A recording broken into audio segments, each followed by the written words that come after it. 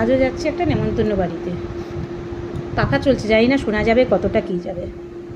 কিন্তু আমার নোকের অবস্থা দেখেছো, নেল পলিশ করারও টাইম নেই, এর ওপর থেকেই পরে নিচ্ছি। শরীরটা ভালো নেই, শুয়ে পড়েছিলাম, এখন উঠে দেখি 6:30 বাজে। কোনোরকম আমি আধ ঘন্টার মধ্যে রেডি হয়ে গেছি, আধ ঘন্টা। কারণ সবাই রেডি হয়ে গেলে আমাকে বকবে, কারণ আমিই বলেছিলাম আগে আগে যেতে, কারণ আমার একটু কাজ আছে বাড়িতে, যে আমি আগে আগে যাব, আগে আগে চলে আসব। কিন্তু মনে হচ্ছে লেট আমারই হয়ে যাবে, মানে ওগুলো একদম বাজে অবস্থা হয়ে রয়েছে আমার। একটু এর ওপর দিয়ে নেল কোট দিয়ে দিই। নিজের জন্য এখন আর সময় পাওয়া হয় না, এই মেডিসিন সব করার পর তো একদমই সময় পাচ্ছি না আমি নিজের জন্য।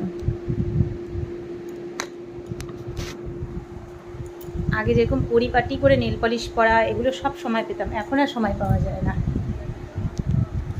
কেমন হয়েছে বোঝা যাচ্ছে না? ঠিক আছে, চলে যাবে, যেটা চালাবো সেটাই চলে যাবে। সব সময় কি পরিপাটি হয়? সব সময় পরিপাটি জিনিস হয় না। কেমন লাগছে?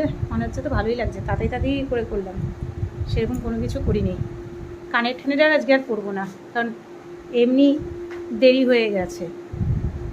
গিফট কেনার কোনো পালা নেই, যেহেতু বান্ধবীর ছেলে একটু বড়, এবার ওকে প্যাকেট করে দেবো, ওর মতো করে ও কিছু কিনে নেবে, সেটাই ভেবেছি সবাই মিলে।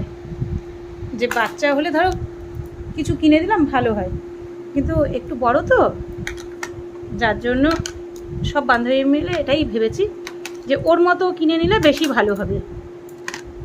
কারণ জামা কাপড় দিলে ছোটো বড়ো হয়ে যাওয়ার ব্যাপার থাকে, এটার জন্যই এই ডিসিশানটা নেওয়া হয়েছে। গিফট কিনলে না হলে দেখাতাম যে কি কিনেছি, কিন্তু সেটা তো কিনিনি। চলো টাটা, পরে আবার দেখা হবে।